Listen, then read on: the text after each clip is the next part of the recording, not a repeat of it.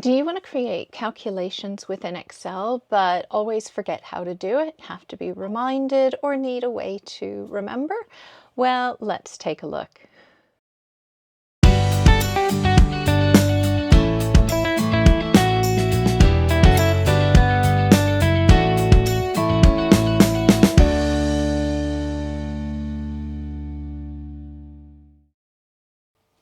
Okay, I have a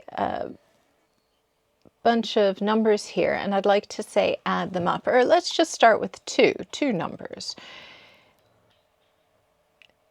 Okay, so if I just go 5 and 4,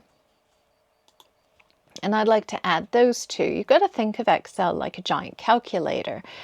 But you know, when you use a calculator, you'd put the 5 plus 4 and then press equals. You just have to flip that. So you start with the equals because you have to tell Excel that you want it to calculate everything that comes after the equals. Then you can put 5 plus 4 like you would a calculator, which is great. And then when you press enter, you can see it's just calculated. But the problem with that is that if the 5 changed to a 6, this 9 doesn't change.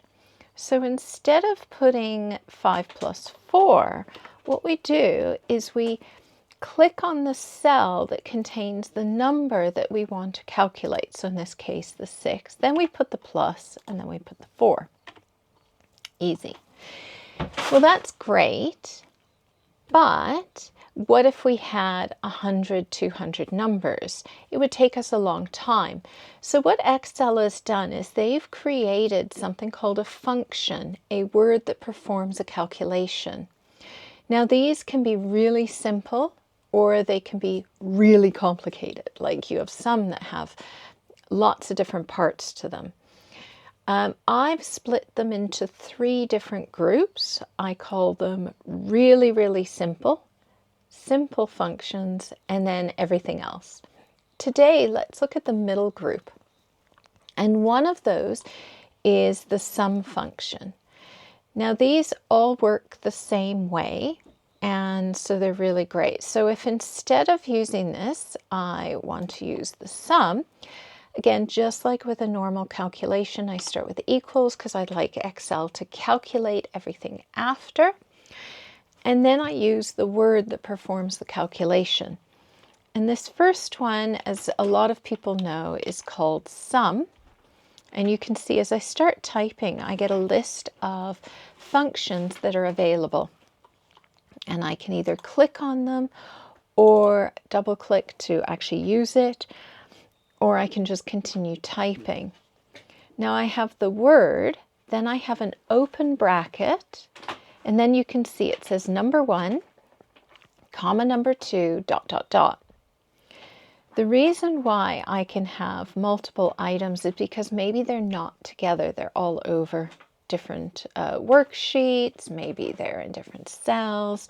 So I'm going to show you what I can do with this. So I can go the first one, I can put a comma, and I can do the second one. Then I can close my bracket. The close bracket tells the function that I'm finished with all of it's called arguments. So each of these in the middle are called arguments. Then I press enter, and then as I change, there we go, as I change the cells, the calculation updates. So if the cells are together, and again, I've got quite a number of these, I don't want to have to put a comma in between each one. So if the cells are together, again, equals, then sum, I open my bracket, then I just highlight the group of cells, and it says everything from this first cell to the next cell, and that's it. Which is really handy for, say, this one here. Equals sum, open bracket, highlight, and then that's it. Okay? So I'm just going to put sum here. We have a few of these. I'm just going to move these. There we go. And as I said, there's quite a few of them that work the same way. So we have something called, oops, count. Here we go. And I can go equals count. And you can see there's quite a few here. Count, count A, count blank. These three are all the simple functions. These ones not so simple, so they're other.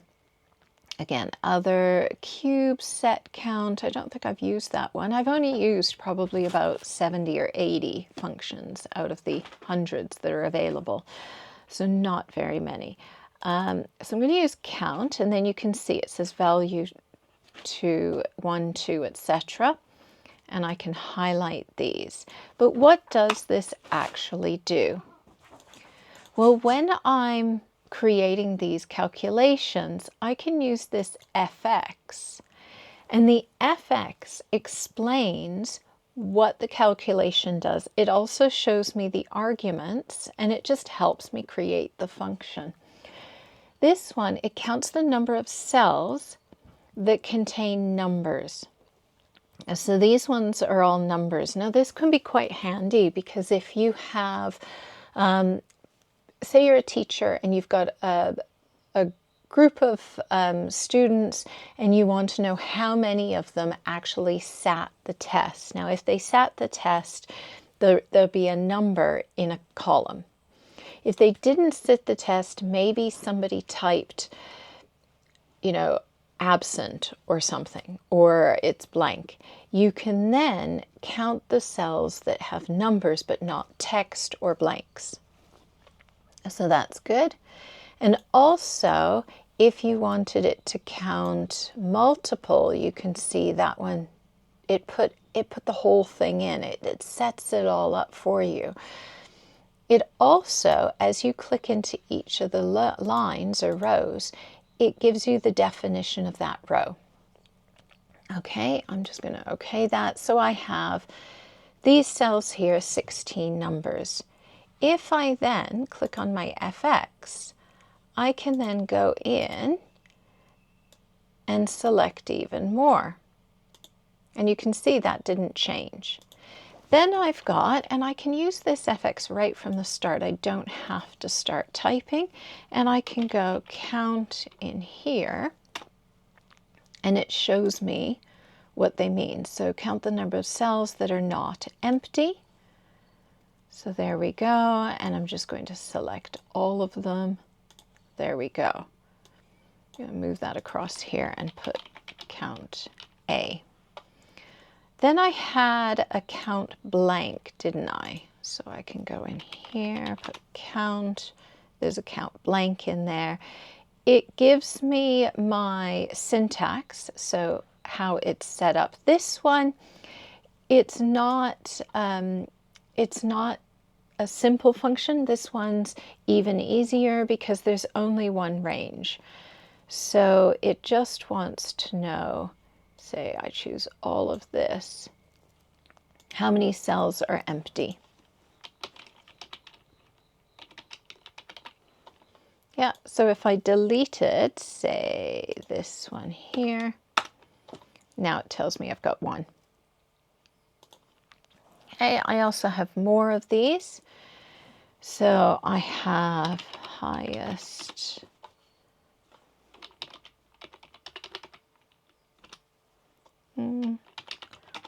Okay. So I have max and max A. Okay, this one does not ignore logical values in text. This one ignores logical values in text. But this one's quite good because it gives me the biggest number. The opposite to that is min for minimum. And if you know these, you can always just start typing them. That's it. And then we have average, we have mode, and median.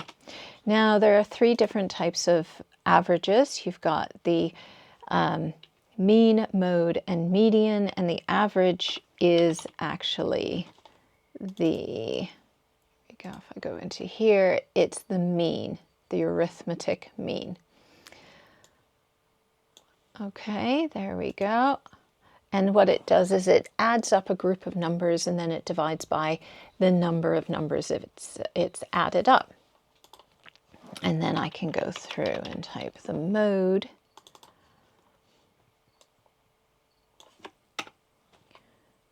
There we go. Now this one came up with an NA. I'm going to come back to that one because there's a very good reason. Median. There we go. It wasn't because I pressed enter without putting a bracket. That's one of my little cheats. This one is because the mode, if we look at the definition, it returns the most frequently occurring or repetitive number. There isn't a number that repeats. But if I say put 399 in, now suddenly I have one that repeats, so it's going to show that one. Yeah. Now this one here, I'm just going to move that. There we go. And that looks better.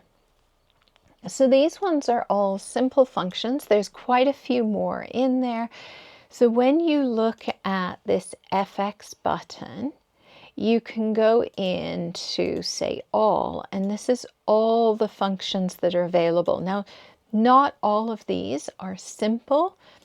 Some of them, like look at that one, has lots of different types of arguments, and I'll have other videos on these. If there's a specific function you would like to look at, please do let me know. Also, outside of work and using Excel, if you enjoy reading, I do also write fiction books under a pen name of Kira Dawn. And so if you're interested, please do take a look at my newest novel. It's called Dreambound. If you like science fiction fantasy and would like to not think about Excel for a while. Going back to Excel, if you'd like some videos on specific functions, please do put that in the comments. Okay. Now let's take a look at what else you can do with this. So if I look at, I've got some projects here. This is an expense report for going through and putting in all of my expenses before taxes, etc. But I've put quarterly, yearly, monthly, and so if I'd like to add those together, I can still use a sum.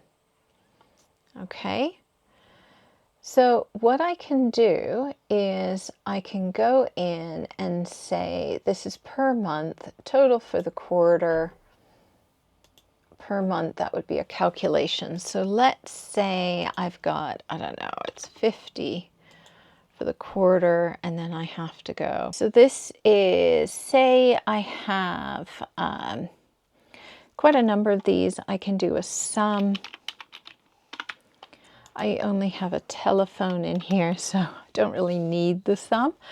But let's say I go that divided by 3. There we go. And then this would be equal sum. And it would be, there we go, all of this. And then this is equals that times 12. Oh, this is yearly expenses, so that's divided by 12. That's it. And then the monthly is equals sum, oops, open bracket, and all of these. That's it. So I'd like to take these 3 yellow expenses and I'd like to have them added up here. So I can still use my sum, but now I take the first one, I put a comma in, and then I just add those up. If I click on my FX, you can see it's just added it into the different rows. So if you forget how to do this, just start typing your sum, click on your FX, and then put each number in a row. Okay, and then you OK, and that's it. So then as I add, say it's, I don't know, 500, it's 800, etc. Car.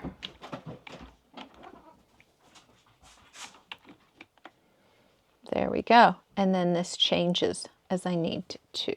Okay, so that's how simple functions work. So you have just add the function, open your bracket, select the cells, or you can use commas to separate multiple ranges. Okay, again, if you would like specific calculations or functions looked at, please do put that in the comments below. And if you enjoyed this video, do click on that thumbs up button. It really does help. Also, if you'd like to see more of my videos, do subscribe to the channel. Thank you so much and have a fantastic day. Bye for now.